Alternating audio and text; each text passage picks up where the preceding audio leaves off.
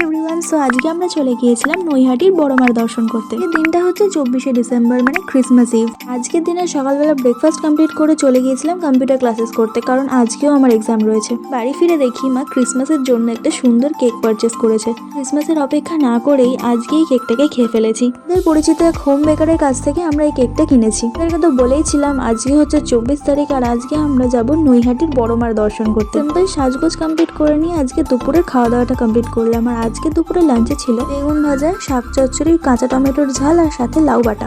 খাওয়া দাওয়া কমপ্লিট করে সুন্দর করে রেডি হয়ে নিয়ে আমরা চুচুড়া চলে গিয়েছিলাম ট্রেনে করে। পর আমরা ওখান থেকে লঞ্চে করে নৈহাটি গিয়েছিলাম। আমরা অনেকবার নৈহাটি গেছি, যেগুলোর ব্লগ অলরেডি তোমাদের সাথে চ্যানেলে পোস্ট করেছি।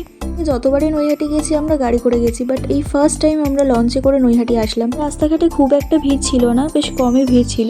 আমরা খুব সুন্দর করে ঠাকুরের দর্শন করতে পেরেছি। ঠাকুর হয়তো চেয়েছেন বলেই আজকে আমরা ঠাকুরের কাছে পৌঁছাতে পারলাম।